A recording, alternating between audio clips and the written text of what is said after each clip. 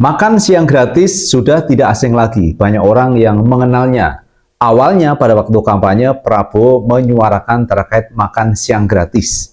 Namun akhirnya diubah maknanya atau singkatannya menjadi MBG, makan bergizi gratis. Namun demikian, program dari Prabowo Subianto itu menuai kritikan yang cukup tajam.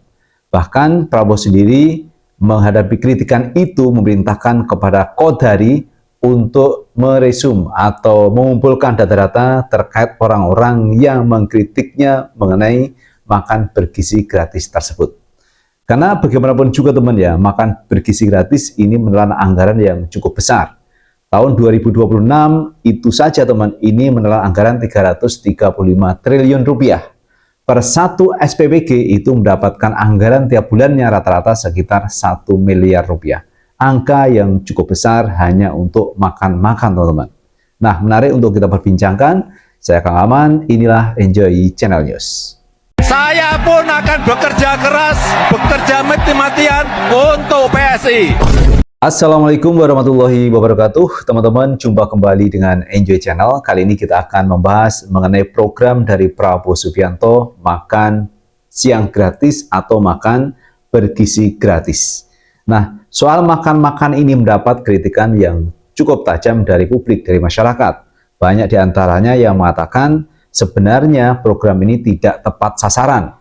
Kenapa tidak tepat sasaran? Karena orang kaya, orang menengah, orang miskin semuanya dapat makan siang gratis.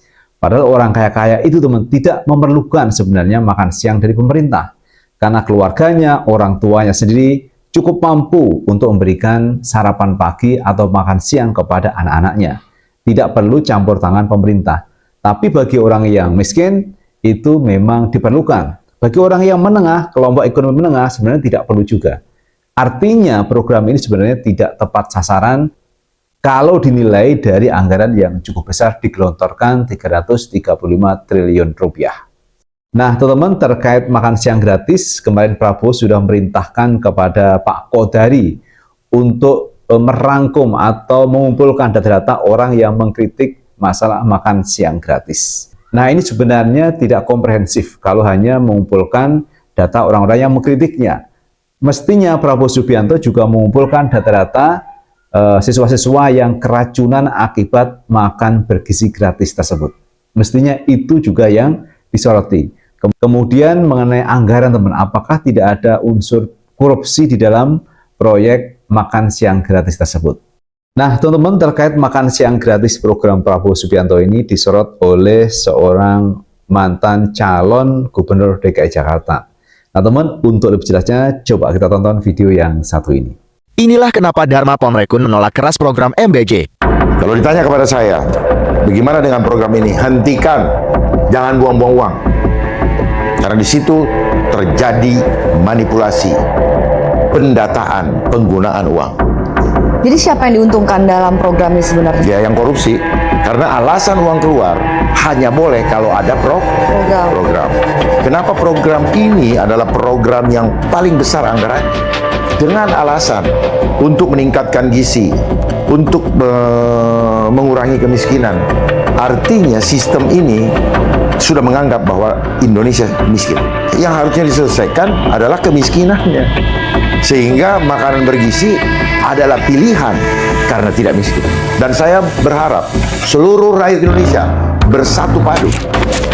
Hentikan ini. Tolak, jangan mau terima. Biar mereka keluarkan uang, ketahuan di situ kalau uangnya dimakan. Itu teman ya, yang disampaikan oleh Dharma Pangrekun, mantan calon gubernur DKI Jakarta kemarin. Nah, apa yang disampaikan oleh Dharma Pangrekun itu juga punya alasan yang cukup baik teman ya. Karena ketika menyalurkan dana untuk makan siang bergizi gratis ya, itu mestinya anggaran itu untuk orang-orang miskin. Tetapi nyatanya orang kaya, orang menengah, orang miskin semuanya dapat makan siang gratis. Dan itu diambil dari pajak rakyat. Jadi uang rakyat digunakan untuk makan-makan program dari Prabowo Subianto. Yang banyak orang mengkritisi terkait bagaimana penyalurannya, apakah tidak ada korupsi di sana. Karena uang yang keluar berpotensi untuk terjadinya korupsi. Seperti yang disampaikan oleh Dharma Pangrekun. Nah, teman-teman, ini juga ada video yang juga cukup menarik untuk kita simak, teman ya. Seorang mahasiswa mengkritisi makan bergizi gratis program Prabowo Subianto. Coba kita tonton video yang satu ini. Program MBG bukan makan bergizi gratis, tapi maling berkerja gizi. Saya beri ilustrasi ke teman-teman. Di daerah saya, ketua DPC Gerindra, partainya Pak Presiden, itu mengelola 9 SPPG. Artinya per bulan dia punya revenue berapa? 900 juta. Per tahun berapa? Oke, Mas. Per tahun berapa? 10,8 miliar.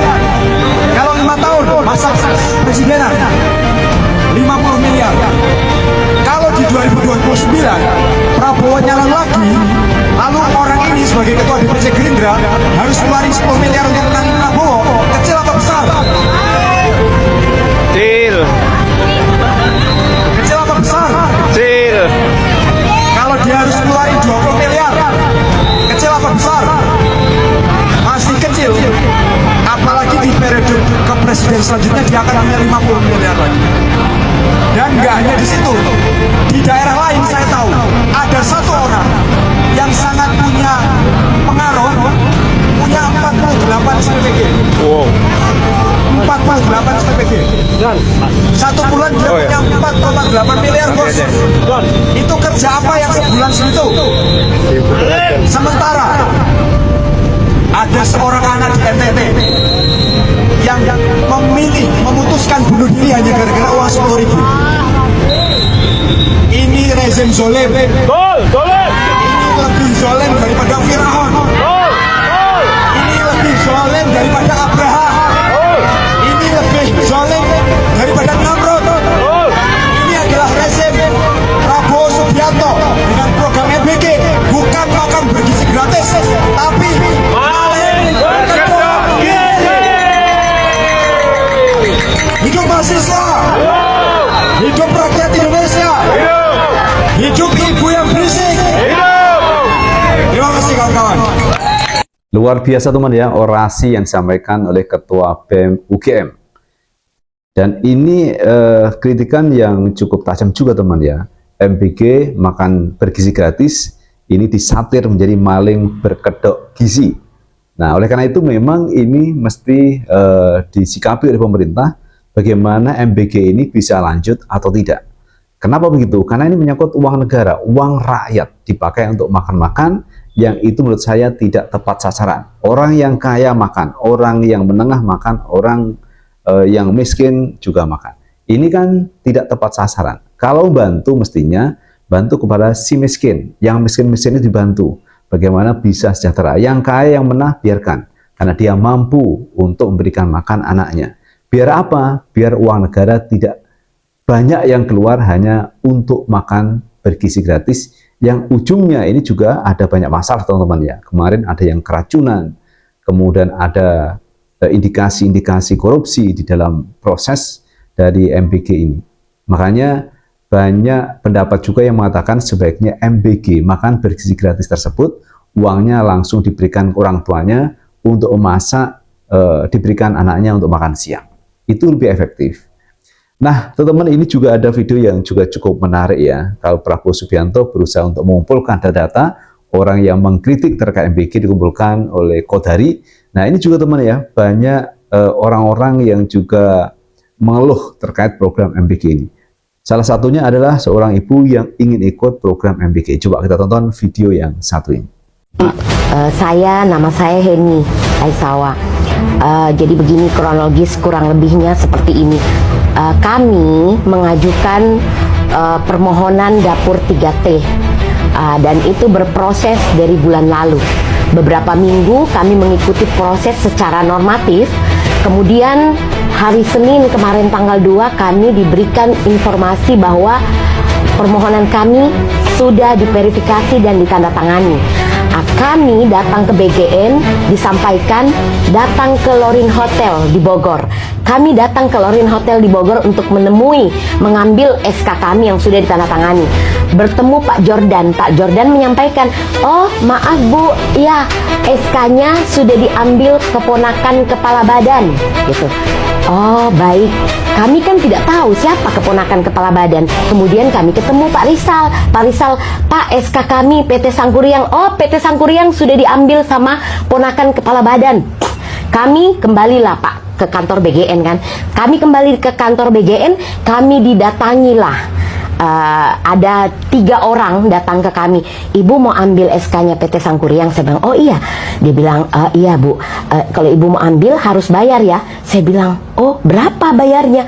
450 juta. Saya bilang, waduh, karena SK-nya ada 5. Waduh, harus bayar. Oh iya, kalau gitu mana ponakan kepala badan? Ayo kita ketemu. SK-nya mana? Ayo kita ketemu. Dia bilang, oh enggak mau ketemu sembarang orang, ibu harus serahkan duitnya ke saya, nanti saya yang pergi ambilkan SK-nya. Waduh, kalau kayak gitu kita nggak mau. Nah, itu teman ya, salah satu cerita ibu-ibu yang ingin ikut ambil bagian dalam program dapur MBG harus membayar sekitar 450 juta rupiah. Ini angka yang cukup besar, dan inilah teman-teman ya yang disebut dengan korupsi. Jadi korupsi itu tidak harus uang negara keluar, tetapi orang yang menyuap, misalkan itu terjadi 450 juta dibayar, itu adalah juga bagian dari korupsi. Tapi untungnya ibu ini tidak mau untuk menyerahkan uang yang sebesar itu. Artinya teman ya, program MBG memang harus direview kembali, direvisi kembali. Bagaimana sebenarnya tata caranya sehingga tidak terjadi ketimpangan, apalagi terjadi korupsi. Makanya Dharma Pangrekun ini menolak MBG. Dialihkan aja ke yang lain, misalkan sekolah gratis, kemudian insentif untuk guru-gurunya, itu saya pikir lebih tepat sasaran.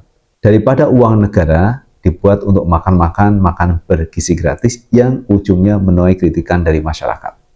Itu teman yang bisa kita bahas kali ini. Terima kasih sudah menonton. Jangan lupa tetap like, subscribe, share, dan komen di channel ini agar kita bisa membangun channel ini menjadi lebih baik lagi. Sukses selalu. Assalamualaikum warahmatullahi wabarakatuh.